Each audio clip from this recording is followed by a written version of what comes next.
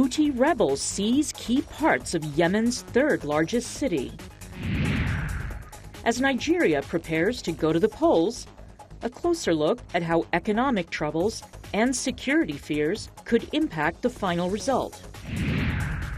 And get ready to get down. After a 23-year hiatus, one of disco's biggest acts is back. Africa 54 starts right now. Good evening, I'm Vincent McCory. This is Africa 54. Topping our broadcast tonight, Yemen continues its downward spiral into chaos. Militia and military sources say soldiers loyal to Yemeni President Abdi Rabu Mansur Hadi fought off dozens of Shia Houthi rebels who had been sent towards the southern city of Aden. But Shia Houthi rebels have seized the central Yemen city of Taiz in a new escalation of the conflict in the Arabian Peninsula country. VOA's Clara Frank has more. The Houthi militias, who are opposed to Yemeni President Abd Rabu Mansur Hadi, a U.S. ally, took control of the city's military airport without a struggle late Saturday. They patrolled parts of Taiz Sunday, with Houthi gunmen firing shots into the air to disperse protesters demonstrating against them. Hours after the takeover, rebel leader Abdel Malik al-Houthi vowed to send his fighters to the south, where Mr. Hadi has taken refuge. In a televised speech, he called Mr. Hadi a puppet of international and regional powers who want to import the Libyan model to Yemen. What Hadi is doing today is transporting the problem from the north to the south. So who is to be blamed? Who should be blamed in that case? Who should be criticized? The victims? Those who are not able to get their rights, or the criminal force who is committing the worst crimes without any rights?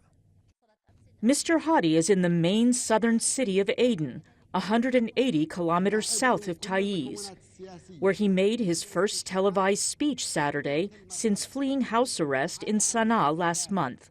He demanded the Houthi insurgents leave the government ministries they have occupied, pull their forces out of the capital, and return to UN-sponsored peace talks.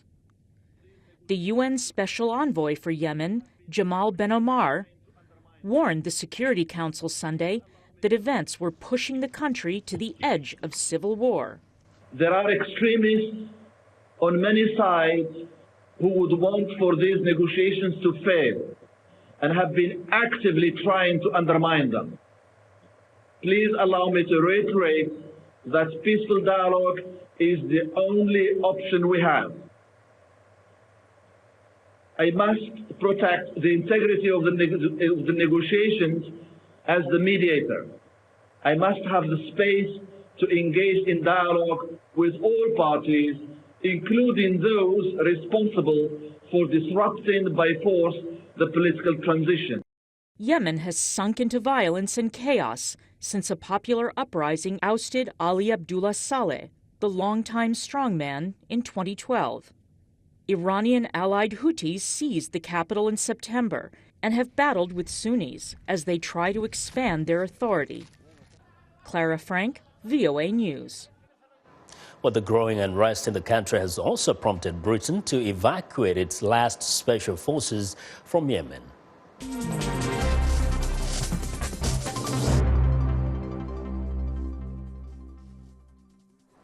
Well, Nigeria's most tightly contested presidential election since the end of a military rule in 1999 is set for Saturday, March the 28th.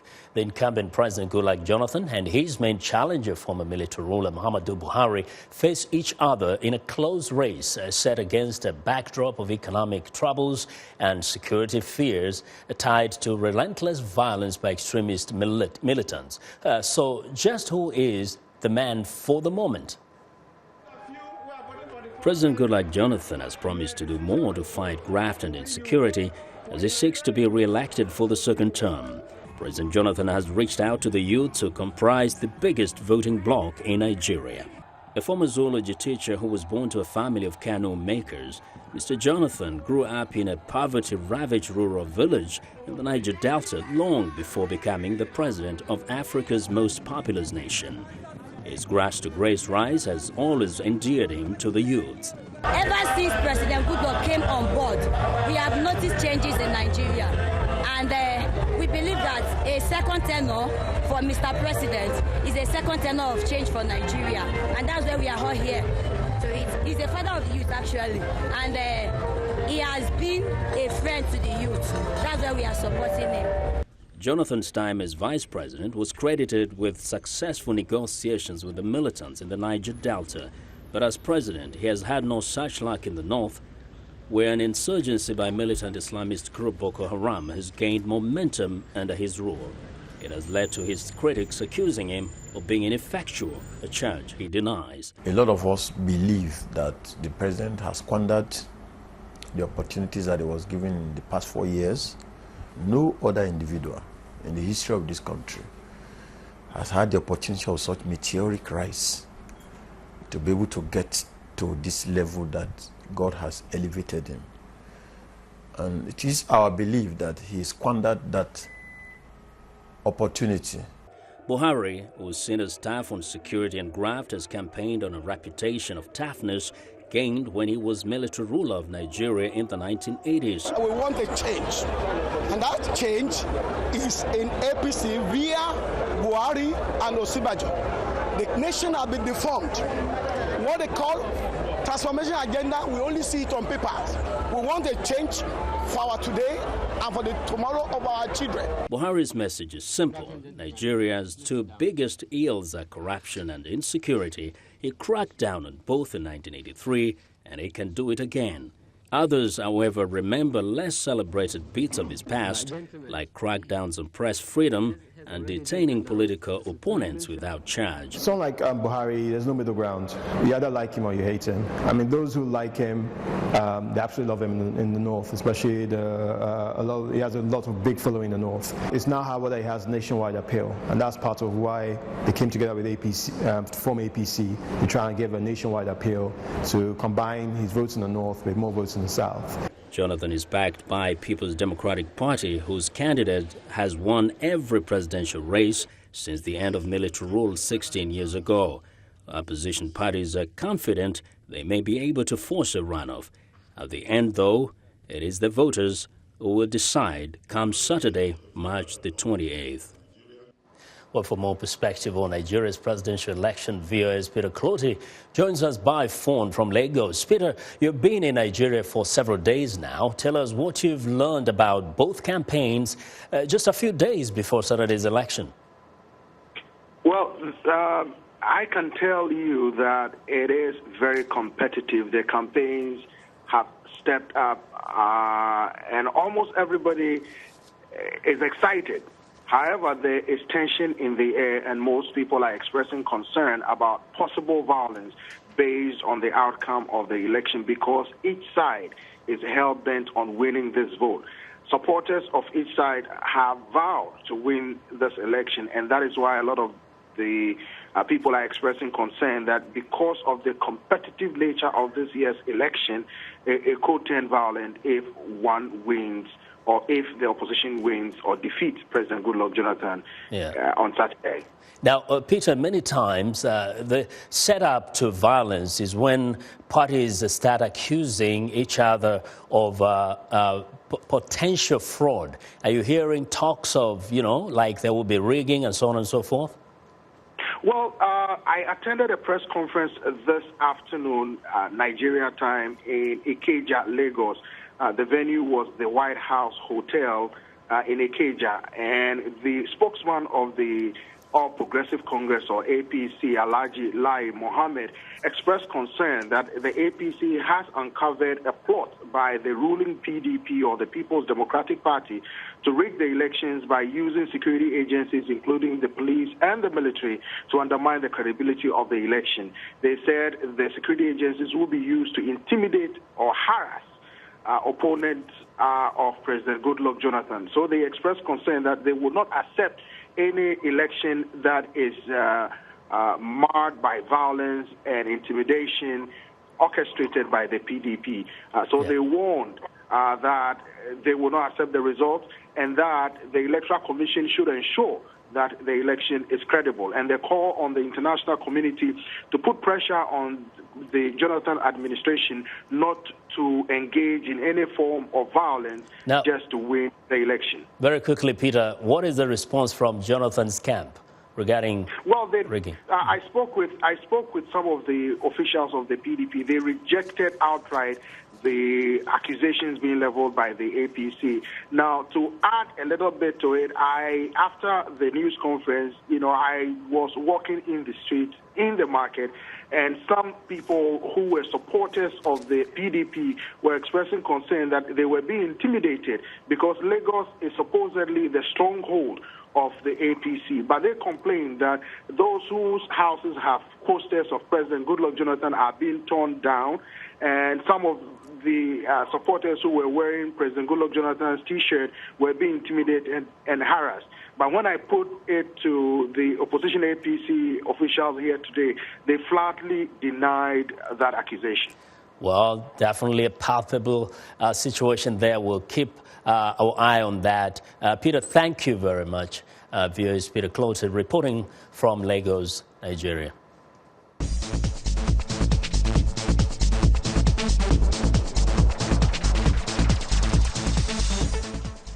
Well, now, despite fierce fighting around Libya's capital, Tripoli, UN-led peace talks in Morocco will be extended for 2 more days. The talks being held in the Moroccan resort town of Shirat nearly fell apart after forces allied to the internationally recognized parliament in Tobruk attacked Tripoli. For the moment, no one is leaving. We have had a difficult moment, I'm sure you are aware, and after these attacks, there was a possibility either to cancel the dialogue or to lose some of the delegations, which could have a similar impact.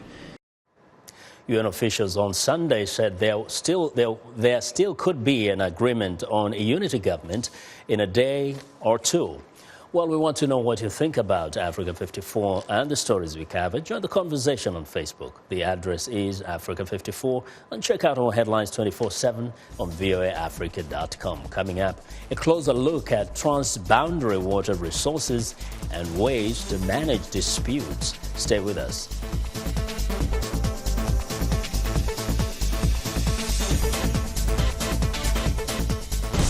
Nigeria decides 2015. The final hours of the presidential campaign for Nigeria. What happens there matters throughout Africa. VOA News is ready with the largest team of international journalists in Nigeria and surrounding countries. Special coverage of Nigeria presidential election voting begins this Saturday.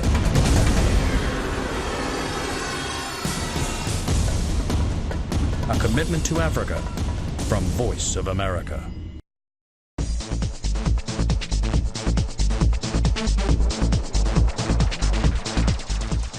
Well, on Sunday, the United Nations marked World Water Day to highlight the importance of water resources to sustainable development. A major concern is also the potential for conflict between neighboring countries over transboundary water resources. VOA's Adita Adunalari looks at the ways countries are finding to manage this concern. Rivers have given birth to civilizations and sustained humanity through millennia. They have inspired myths and human ingenuity. But recently they have become a growing concern as a potential source of conflict. Chairman McCain, Ranking Member Reid. In a recent report to the Senate Armed Services Committee, U.S. Director of Intelligence James Clapper ranks shortages in freshwater supply as one of the main threats to global human security. Law professor Gabriel Eckstein says that trend has become more conspicuous in recent years. The population is growing tremendously, and our economies are growing. We have many areas of the world where they are very interested in developing their economies, and you need water for virtually every aspect of society, every sector of economy, whether it's energy production, food production, manufacturing, you need water. Eckstein has advised governments and organizations on transboundary water disputes. The solutions, he says, lie with the parties involved. He cites the example of the United States and Mexico. There is a long history of cooperation between U.S. and Mexico. There's a Boundary Waters Commission that oversees the management of the transboundary waters. They have a mechanism where they can continuously create modifications to the treaty. Such cooperation is important, he says, because the international rules for managing transboundary water resources are rather generic. But that's because they have to apply universally, and conditions on the Mekong River or on the Rio Grande River or on the Jordan River are very, very different. And so we have sort of general rules that apply everywhere. But underneath those general rules, nations are expected to create more locally specific agreements within that international framework. Such agreements are common, from agreements between China and India to manage the Brahmaputra River, to accords between Sudan, Egypt and Ethiopia on the use of the Nile Basin, or Israel's desalination projects to reduce reliance on the Jordan River. Countries are finding legal, technical and diplomatic ways to address disputes. In fact, says Eckstein, water has historically been more often a source of cooperation than it has a source of conflict. This has been shown statistically in terms of the number of agreements and the number of cooperative arrangements that have been achieved over the generations, as compared to the number of incidents that have occurred, conflicts that have occurred as a result of disputes over transboundary waters. On this World Water Day, while leaders contemplate ways to prevent conflicts and disputes that could arise over shared rivers and lakes, it's worth noting that the forces of nature that have sustained humanity since its creation carry with them thousands of years' worth of stories of cooperation and goodwill. Ardita Dunellari, VOA News, Washington. Well, it's time now for a short break. Still to come on Africa 54. The king of funky disco beats is back with an old school jam. We'll be right back.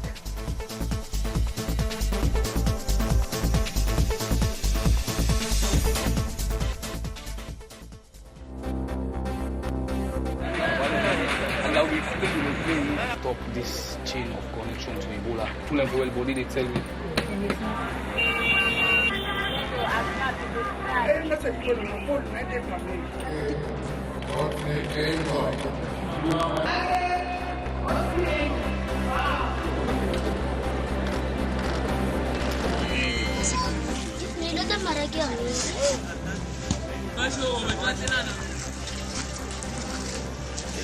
C'est plus gros ça.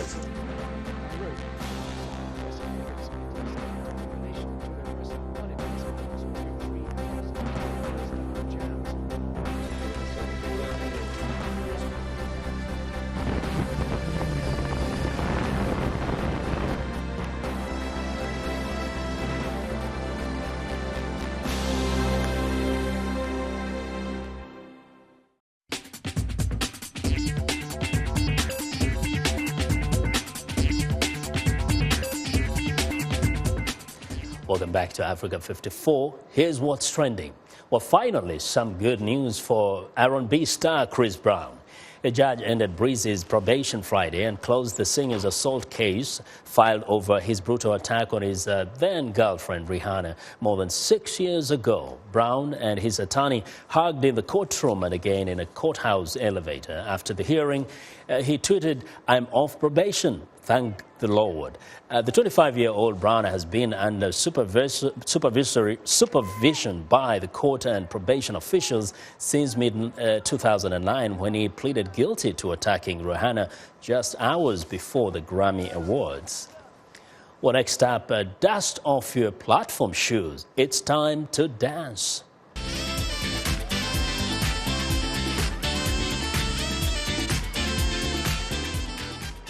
Well, legendary musician and producer Nile Rodgers has released a video for a funky new chic single I'll Be There. The classic-sounding disco-funk track is first taste of It's About Time, the Fast Band's first album in 23 years. The video featured old-school footage of Chic performing on Soul Train in the 1970s. Nile Rodgers has stayed in the public eye. His most recent trip to the top of the charts was with Pharrell Williams and Daft Punk with the mega-hit song Get Lucky.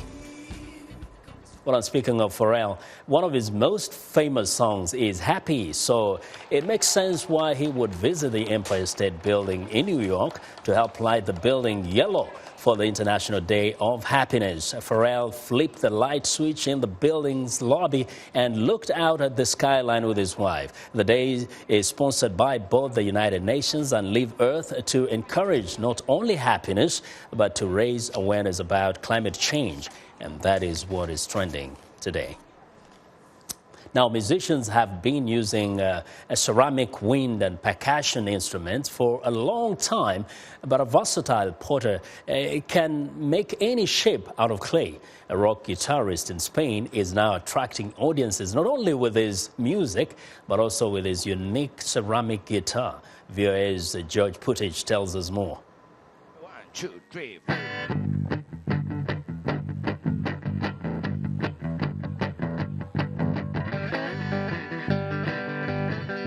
For rock guitarists, commercial success does not come easy. You need something to set you apart from all others, says guitarist Luis Martín, lead singer in the Spanish band Lobos Negros. Pero yo lo que quería conseguir es eso, es un sonido diferente donde todo el mundo quisiera tener ese sonido para hacer su música, sea rock and roll, sea rockabilly, sea blues, sea reggae, sea lo que sea. His hometown, Talavera de la Reina, in central Spain, is known for the ceramic artistry that decorates many houses, so the idea of a ceramic guitar came naturally. Potter Manuel Carrillo says it took him some time to master the process of making the guitar's thin-walled body without cracks or deformities. Pues entonces se crea una pared por dentro muy finita de barro y luego el sobrante de líquido se vuelca. Luego la pieza se le hacen las aberturas, todo lo necesario para que el luthier monte, las pastillas, todo. Luego ya se cuece en barro, una vez cocido se esmalta y ya se decora. Martin says that back in the 1950s, rock musicians in the U.S. discovered the unique quality of bouncing sound of ceramic material. En los años 50, las voces y muchas guitarras, las voces sobre todo se grababan en los cuartos de baño, al viejo estilo de Memphis, que se ponía un micrófono en medio, como grababa nuestro amigo Elvis, que le tenemos aquí a la derecha, y se ponía un micrófono en medio y la sonoridad que tienen los azulejos de los cuartos de baños, que es barro, es cerámica, producen un sonido especial. A ceramic guitar costs about $3,000 and weighs 3.5 kilos, but each one is unique, numbered and with different decorations. Luis Martin and Lobos Negros now plan to tour the country, hoping to attract fans with their new ceramic sound. George Putic, VOA News, Washington.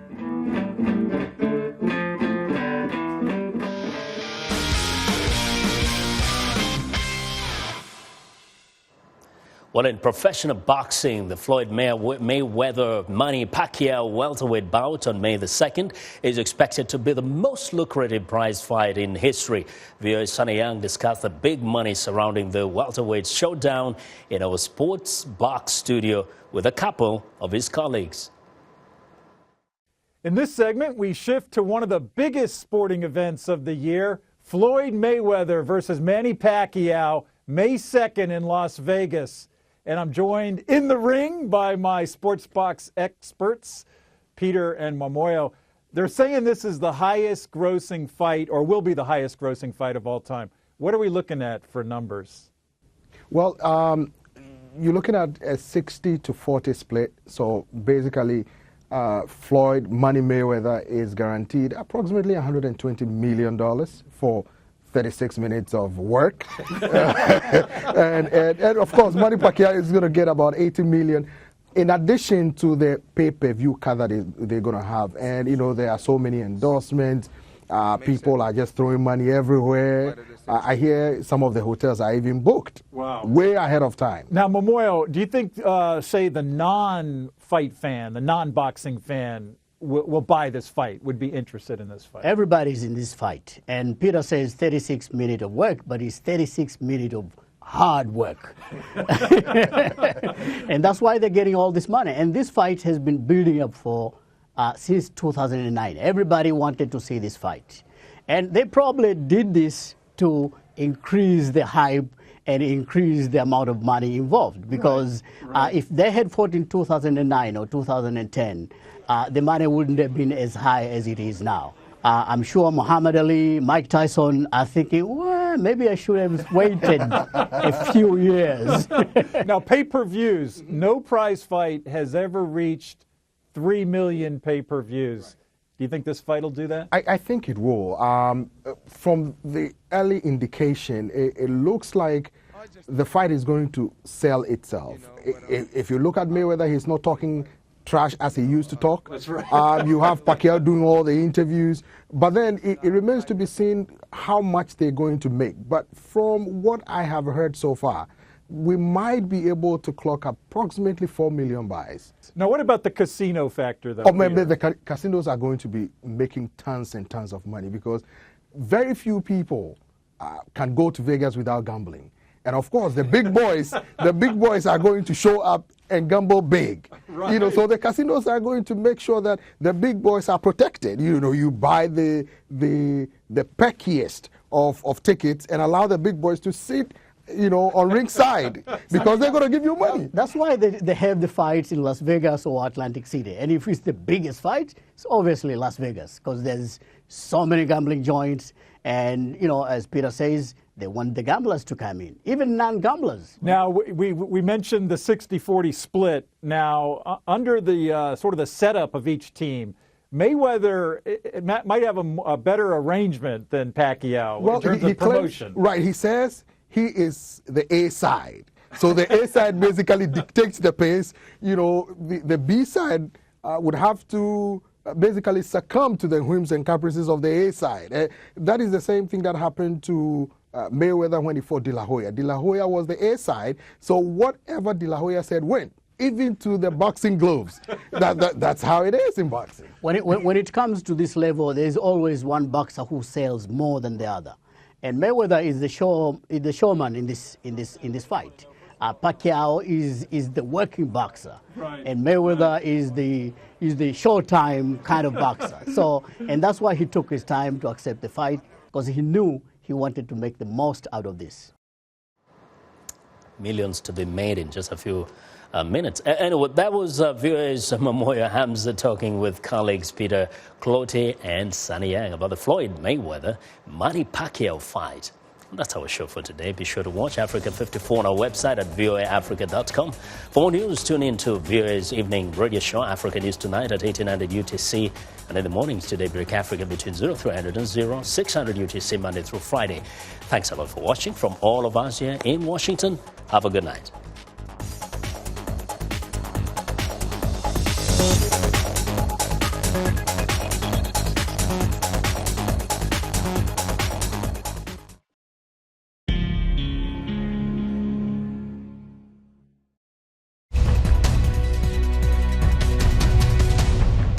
Welcome to the Voice of America's Newswords.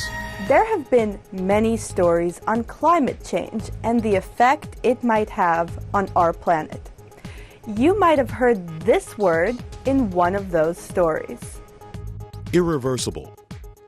Rising temperatures will bring more extreme weather, food and water shortages, and irreversible changes to ecosystems that result in coral death, forest loss, and species extinction. Irreversible means that something that has changed cannot be corrected.